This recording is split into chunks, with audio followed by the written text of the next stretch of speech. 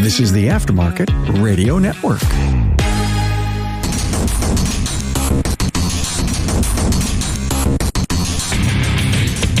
Welcome, everyone, to yet another episode of Diagnosing the Aftermarket A to Z. I am Matt Fonslow, and today I would like to openly wonder why we don't look at other skilled trades for how we handle our apprentices. But first of all, I'd like to thank our sponsor, NAPA. How does NAPA support your auto care center through national marketing? NAPA will build upon the already successful Know How for All campaign and promote auto care offerings and services to our do-it-for-me customer with support through sales driver promotions, optimize targeted media in local markets and in proven channels, give your repair facility an online presence on NAPA Online, generating millions of views per month. If you're interested in partnering with NAPA Auto Care and capitalizing on the Know How for All national marketing campaign, NAPA Know How for All national marketing campaign, contact your servicing NAPA Auto Parts store. So I kind of ran into an interesting thread. Really, it was a Facebook group, and how something to the tune of about 80% of new people, and I want to say new people or apprentices rather than young people, because I don't know about you, I've been noticing a lot of green or new to the profession members gaining in age. They're leaving a lot of the more white collar work, some blue collar, and choosing auto repair because I think the image is starting to change. The technology is obviously attractive. I don't think it's generally viewed like it used to be as being so dirty. The technician, the greasy overalls and the greasy hands and the dirty face, that's really not how we're seen as much anymore. And I think that's of great aid. I think also it's one of those things people feel like you're always going to need somebody to fix a vehicle. You're always going to need an auto mechanic. You're always going to need an auto technician. And then honestly, a few of them they wanted to learn how to work on their own vehicles, and they went through a program and found it fascinating, or they could have left school early for a job because they're in that much demand. So anyways, age aside, new people coming into the profession, and we are really driving them out. We're really running them out on a rail, almost as a whole, whether it's dealerships or independents. We are really, really good at setting them up to fail time and time and time again. And I think about our profession versus other skilled trades. And the ones that kind of pop into my head, of course, is carpentry or construction, electricians, plumbers, HVAC.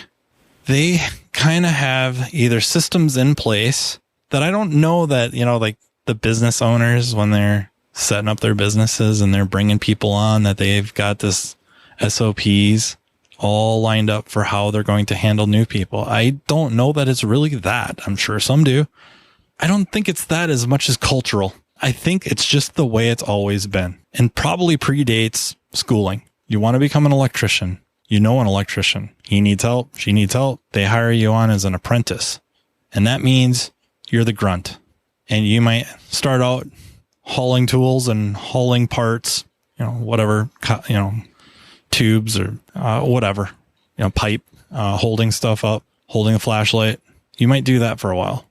And gradually you're going to watch and learn. You're going to do and learn. They're going to have you do more and more. And that's how you learn to become an electrician. You worked under somebody or somebody's or on a crew. I have an uncle who worked for a very, very big construction company. Like, they helped build airports and skyscrapers. And just before I got into this profession at all, I just remember him talking about, at like holidays, how young people coming in, they would work on the crew for a little while. And then one of the, whatever their position was, one of the journeymen, one of the other carpenters would walk over to the manager, the foreman, and say, hey, you know what? The new guy, the new gal, kind of like working with them. I'll take them under my wing. Or maybe not even worded that way. More like, you know what? I need a lot more help over here. I'm going to take, the FNG. And they would work under that person for a while and learn that job, that skill. We don't really do that. If they come out of school, we generally throw them on the lube rack, tires, something Tim Izzy on an episode of Town Hall Academy with Carm and Ryan Koyman discussed. That's something as important as an oil change or tires, meaning if something goes awry, something goes wrong, the repercussions to the vehicle owner and the shop are high. Yet they've been commoditized, and we sell them with very thin margins typically, and we strand often the least experienced person in the shop on those. You know, I understand using it as a bit of a proving ground. Can you show up on time? Can you show up consistently? Can you do the job? Take it seriously, get better at it? Because it's, you know, usually an oil change isn't just the oil change, run it in, dump the oil, spin a filter on, fill it up and run it out. Usually there's an inspection involved as a service, and get good at doing inspections is extremely valuable to any shop and wildly underappreciated, I would argue. But we throw them on there, and I don't think we give them a good feel for a 5-year plan, a 10-year plan, a career plan. What am I going to do? How do I see myself here over the course of my career? And they may have some dreams. They may have some ideas. We do squat to give them an idea of how attainable these things are, or what is the path to attaining these goals and satisfying some of these dreams. And I don't really understand it. I don't understand, especially now where it seems like vehicle owners are spending money on their cars like never before. The labor rates are going up with much less pushback. We are able to start creating the profit margins and the profit levels we need to not only compensate our veterans, the ones that, you know, have been in here, they're earning it, right? I think that's generally accepted. The ones who deserve it should get it, and hopefully now are, more and more are, and the ceilings are getting moved up. But now we got to think about the future. And how do we keep people? And one of those is keeping this young people and flipping this 80% stat upside down, where it's maybe a 20% attrition rate. I mean, we're not the freaking Navy SEALs. It's auto repair. We need the help, and we need to put people in a position to succeed. And I think one of the big issues is I am not familiar with too very many repair shops that are set up in such a way that you can hire somebody either completely green, meaning, you know, I don't want to insinuate somebody coming out of school is not green, but I mean no schooling. They have maybe some experience with dad or grandpa or mom working on the car, neighbor, super green, or the green coming out of school. We don't really team them up with a crew or a mentor. We do not set up any type of a mentoring program in our businesses. Our idea of mentoring, it seems like, is throw them on the lube rack, have them do some tires. Here's the username and password to get onto these training sites. There you go. We're mentoring you. If you have any questions, you know, ask during break. The reasons for this are, or not, I don't know about reasons, but some of the contributing factors, some shops are not set up to not punish a veteran tech, a mentor tech from having somebody under their wing. Meaning if there's production bonuses, now they are losing money to help bring this person along. That doesn't usually make a whole lot of sense. That's asking an awful lot of somebody. I think there just has to be, you know, a sit down. I think everybody's got to sit down and get on the same page. It helps everybody in the facility to bring in new people, lower the turnover rate, you know, as much as possible. Bring on techs that we can show them the way we want to do things, and just now create the next generation. And then they can help create the next generation. I think we have to do that by following suit with some of our other skilled trade colleagues, if you will. Are you a repair shop owner? Do you find yourself struggling with any of the following? Uncertainty about the future and competition. Are you spending too much time managing chaos and struggling with new employees? Do you lack time to invest in learning best practices, or there's no time to spend on effective marketing? How do your finances look? Are you reactive rather than proactive? Do you know where you should be, when to grow, when to shrink? If any of those situations describe where you are today, you are finally in the right place. Repair Shop of Tomorrow is NAPA Auto Care's newest endorsed partner. They are helping shops all over the nation run more profitable automotive repair shops by utilizing proven business best practice marketing and coaching to leverage NAPA programs to drive quality, car count, sales, and profits. Repair Shop of Tomorrow will look at productivity, efficiencies, effective labor rate, average hours per car, labor profit percentage, measure and manage labor, and how you can create net profit. Team up with coaches to create systems, operations, and procedures using a business flow chart to help you reach your goals. Repair Shop of Tomorrow will help measure and manage the results to help each business succeed. Best of all, it's not do it yourself. It's all done for you. Their goal is to help dealers do what they do best, fix cars and build relationships at the counter and in the community. Repair Shop of Tomorrow will take the other minutia off your plate. The Repair Shop of Tomorrow offers a tier-based program to not only generate more business today, but to transform your shop into a top-level shop of tomorrow.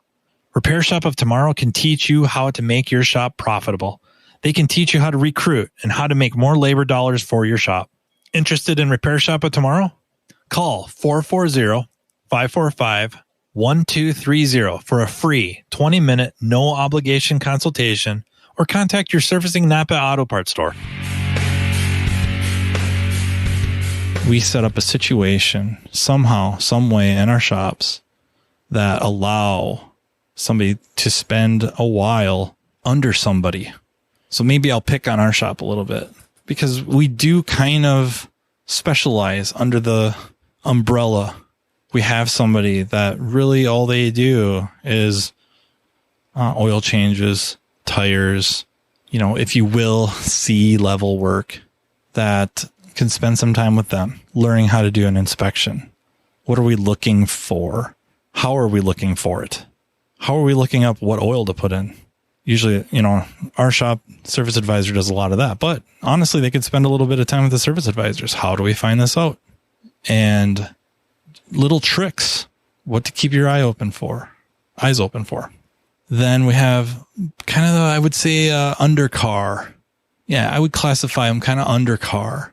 Steering, suspension, alignments, slightly more involved repairs, maybe if you would say B level, CB level. And, I'm not trying to be very distinct with that because I know it's a kind of a dicey definition to use. Spend some time with them. And by time, I'm thinking not like a few days, maybe months. And then they go with the heavy line guys. We got a couple of heavy line that they're the ones taking apart, pulling engines, pulling transmissions, timing chains, belts, water pumps. I'm thinking for the most part, speaking to the choir here, what I'm saying. I think a lot of times they would enjoy the help. And then it's just more learning. And then after that, hang out, in our shop, I guess, with me and the electrical diagnostics, programming, ADAS calibrations, keys, stuff like that. And then you kind of figure out where they shine. And maybe they need to go back to the heavy line guys for a while, or maybe got to go back to the undercar, or maybe, get brushed up on it and they're put on the line where they're now kind of servicing things rather independently. But hopefully have a rapport now with everyone that they know who to ask about what. And you find out where their passions are and where their skills are. Unfortunately, that's a thing. You can be very, very passionate about one area of service, but your abilities may not allow you to do it professionally. Not saying that you shouldn't be able to improve those capabilities, but it might take some time. And we do have to make money. After a while, everybody's got to be pulling their weight. And I don't think I've ever really seen that. I know a couple shops, they have something similar to that, but I don't think it lasts nearly as long. I think the GM ASAP program is supposed to work somewhat similarly to that, and maybe other car line manufacturers for their training is something similar with like T10, that they go to school for a month or a couple months and then they go work in the dealer, and they should be working on the system or area of repair that they were just in school for, and shadowing and stuff like that. We need to adopt something like that. We got to put people in a position to succeed and not necessarily learn strictly by their mistakes, trials by fire, but it's going to be the entire business. The entire business culture has to change. Everybody has to kind of buy into it a little bit, or a lot of it. You know, how are we going to pay for this? Because we're essentially saying salaries are going up, wages are going up. We got to compete with the Walmarts and the Targets and the Home Depots and McDonald's now, and their pay hourly rates are going up. I don't want to sound disrespectful, but some pretty low skilled tasks, pretty low skilled careers. We're asking them to come in and learn skills to make them valuable. So unfortunately, we're going to have to lay out a little bit of money. I am not a big fan of the instant gratification. I am not a big fan of entitlements. I would love to see more young people or people coming into something realizing that they are not bringing a whole lot to the table, that they're not bringing a whole lot of value.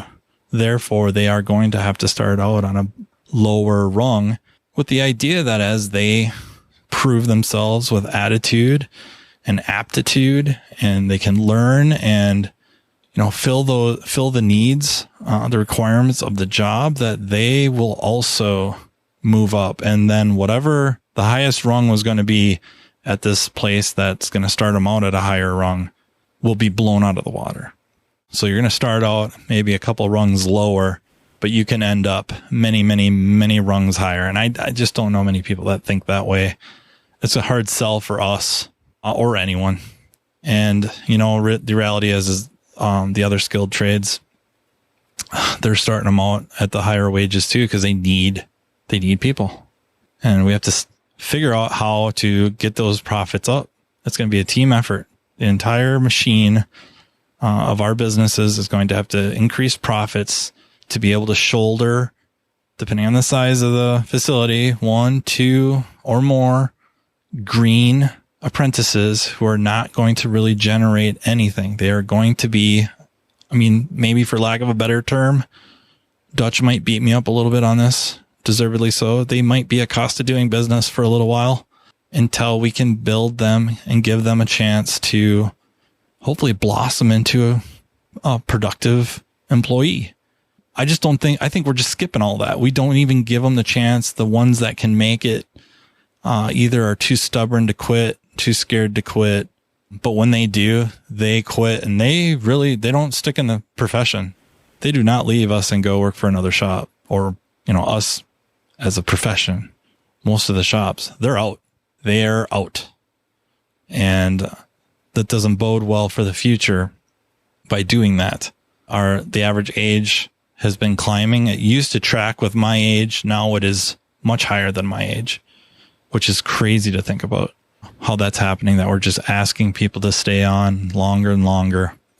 And young people are bailing, causing that age to shoot up, because a lot of us that have been in it for, 20 years, you just can't even imagine doing anything else.